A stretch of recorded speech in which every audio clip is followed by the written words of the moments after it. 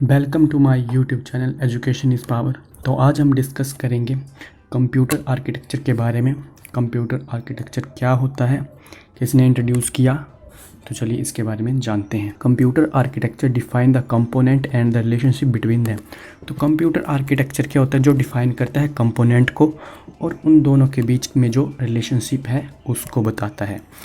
It also describe how different component interact with software to form a computer system. तो ये describe करता है कि कैसे अलग अलग तरह के कंपोनेंट जो होते हैं वो सॉफ्टवेयर के साथ इंटरेक्ट होकर एक कंप्यूटर सिस्टम का निर्माण करते हैं। The best known computer architecture, जो जाने माने कंप्यूटर आर्किटेक्चर हैं वो हैं जॉन वॉन आर्किटेक्चर और प्रिंसटन आर्किटेक्चर। तो ये ध्यान रखना, जो दो बेस्ट नोन कंप्यूटर आर्किटेक्चर हैं उनके नाम हैं जॉन वॉन आर्किटेक्चर और प्रिंसटन आर्किटेक्चर। तो इनको इंट्रोड्यूस किया था 1948 में। किसने? जॉन वॉन न्यूमैन ने। इस बात का ध्यान रखना कि जो कंप्यूटर आर्किटेक्चर है उसको किसने इंट्रोड्यूस किया है? जॉन वॉन न्यूमैन ने, और 1948 में। This architecture is still used by most of the computers today. तो यही आर्किटेक्चर है जो ज़्यादातर यूज होता है आजकल के कंप्यूटर्स में। ये है हमारा कंप्यूटर का आर्किटेक्चर जो हर एक कंप्यूटर में होता ही है। तो सबसे पहले आती है इनपुट यूनिट, जिससे हम इनपुट देते हैं सिस्टम को।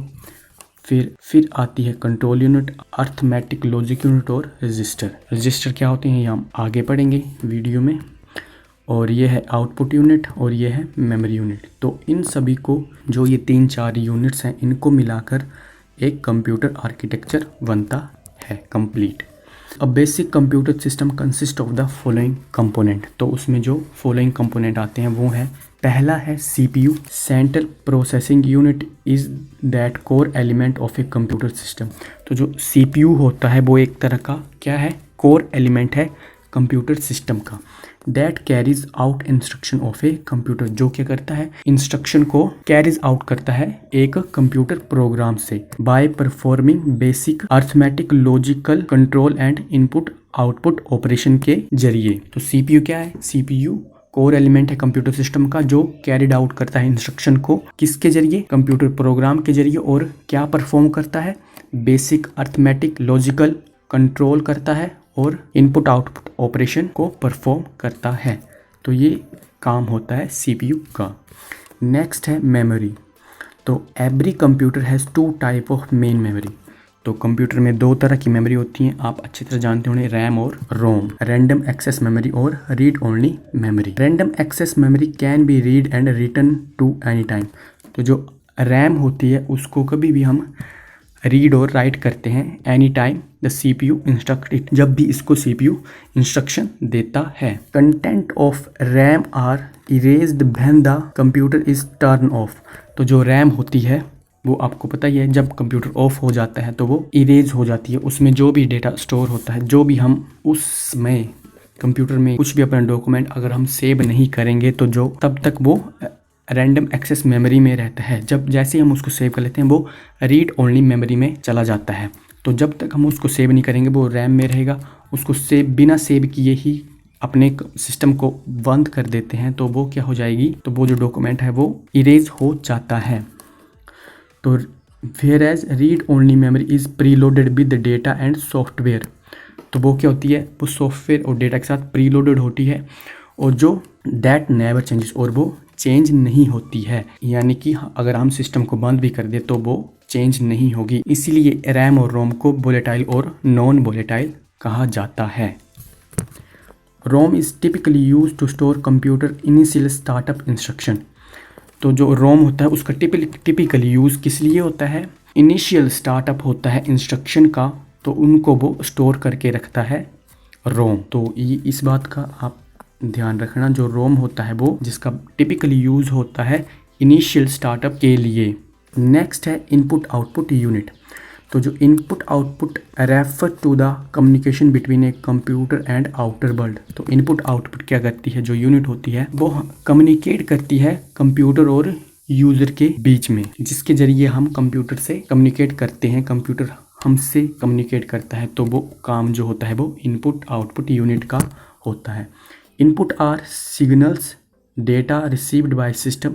तो इनपुट क्या होते हैं, एक तरह का डेटा होता है, सिग्नल होता है जो सिस्टम रिसीव करता है। And output are signal sent by it, और आउटपुट जो होता है वो सिस्टम हमें भेजता है। Peripheral devices provided input output to the system. तो पेरिफेरल डिवाइसेस होते हैं जो प्रोवाइड करते हैं इनपुट आउटपुट सिस्टम को। Peripheral includes input devices. तो पेरिफेरल डिवाइसेस, उनमें जो इनपुट डिवाइस आएंगे वो आएंगे कीबोर्ड माउस से हम जो भी इनपुट डिवाइस होंगे वो उनसे हम सिस्टम को इनपुट देंगे। और output device like display screen और प्रिंटर, तो जिससे सिस्टम हमें आउटपुट देगा और वो होते हैं डिस्प्ले स्क्रीन जो मॉनिटर होता है वो, और प्रिंटर भी एक आउटपुट डिवाइस है। Hard disk and optical disk devices act as both input and output devices. तो ये काफ़ी इम्पोर्टेंट है। जो हार्ड डिस्क और ऑप्टिकल डिस्क ड्राइव है वो दोनों तरह से एक्ट करती है, इनपुट डिवाइस भी एक्ट करेगी और आउटपुट डिवाइस भी एक्ट करती है, हार्ड डिस्क और ऑप्टिकल डिस्क ड्राइव, इस बात का ध्यान रखना। नेक्स्ट है arithmetic and logical unit, ALU। तो it is the most important component of micro processor. तो माइक्रो प्रोसेसर का मोस्ट इम्पोर्टेंट पार्ट कंपोनेंट क्या है, तो वो है ALU। ये भी ध्यान रखना, arithmetic logic unit that perform the arithmetical and logical operation. तो आपको पता ही है ALU arithmetic and logical operation को परफॉर्म करता है, like as and, or, nand, nor, addition and subtraction. तो जो एंड गेट होते हैं, और, नैंड गेट, नोर गेट, तो इनके बारे में मैंने अपनी पुरानी वीडियोज़ में बताया है, मैं डिस्क्रिप्शन में लिंक दे दूंगा, वहाँ से जाकर आप गेट के बारे में जान सकते हो। नेक्स्ट है control unit. It is the circuit that control the flow of information. तो ये एक तरह का सर्किट होता है जो इंफॉर्मेशन के फ्लो को कंट्रोल करता है, किसके जरिए, through processor and coordinate the activity of other units with in it. Processor के जरिए उन इंफॉर्मेशन के फ्लो को कंट्रोल करता है और कोऑर्डिनेट करता है उनकी एक्टिविटीज़ को, जो भी उसके साथ अदर यूनिट अटैच हैं उनके साथ मिलके। With a regular processor control unit perform task of फैचिंग। जो रेगुलर प्रोसेसर होता है वो कंट्रोल यूनिट परफॉर्म करते हैं टास्क को, वो होता है फैचिंग, यानी कोई डेटा उसको निकालना है, डिकोडिंग, जो भी सॉफ्टवेयर कोड है उसको वो डिकोड करता है, मैनेजिंग एग्जीक्यूशन, जो भी इंस्ट्रक्शन हमने उसको दिया वो उसको एग्जीक्यूट करेगा, कौन सी इंस्ट्रक्शन पहले एग्जीक्यूट करनी है, कौन सी बाद में करनी है, एंड स्टोरिंग रिजल्ट, और जो भी रिजल्ट आएगा उसको वो स्टोर करके रखेगा। तो ये जो काम होता है वो कंट्रोल यूनिट का होता है। नेक्स्ट है रजिस्टर सेट, जो हमने ऊपर कंप्यूटर आर्किटेक्चर में देखा था रजिस्टर। तो रजिस्टर क्या होते हैं, register set temporarily store data and program codes until they are sent to ALU और कंट्रोल सेक्शन। तो रजिस्टर सेट क्या होते हैं, वो टेम्पररी स्टोर करते हैं डेटा को एंड प्रोग्राम कोड्स को, जो भी प्रोग्राम कोड्स होंगे और डेटा होगा उसको वो टेम्पररी स्टोर करके रखते हैं, किस लिए, until they are sent to ALU और कंट्रोल सेक्शन, जब तक कि वो डेटा और वो program code arithmetic logic unit में के पास ना पहुंच जाएं और कंट्रोल सेक्शन के पास ना पहुंच जाएं, तब तक वो उनको अपने पास होल्ड करके रखता है रजिस्टर सेट जो होते हैं। मोर रजिस्टर पर CPU result in programming task easily.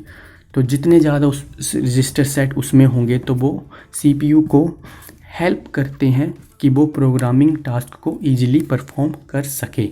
Register are measure by number of bits, that is 8 bit, 16 bit और 32 बिट। तो रजिस्टर जो होते हैं उनको मेज़र किया जाता है बिट्स में। तो ये ध्यान रखना, आपसे क्वेश्चन पूछ सकता है कि रजिस्टर को कैसे मेज़र किया जाता है, तो बिट्स में किया जाता है, नंबर ऑफ बिट्स में 8 बिट का होगा, 16 बिट का हो गया, 32 बिट का होगा।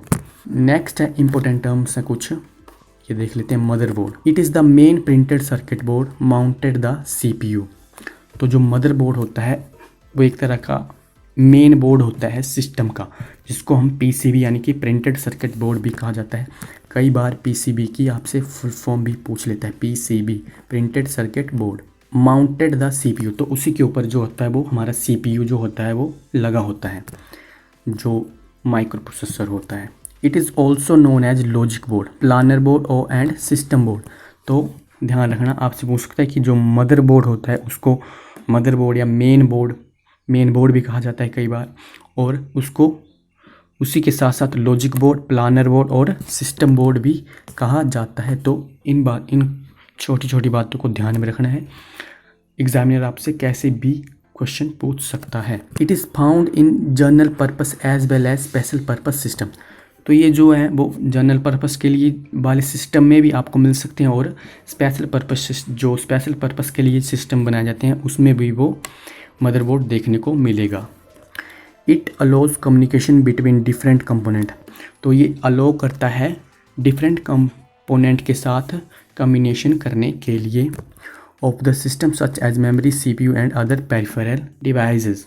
तो किन के साथ अलो करेगा आपको ये कम्युनिकेशन करने के लिए? CPU के साथ, मेमोरी के साथ, अदर जो भी पेरिफेरल डिवाइसेस होंगे, इनपुट आउटपुट डिवाइस जो भी होंगे, उनके साथ कम्युनिकेशन करने के लिए आपको ये अलो करता है।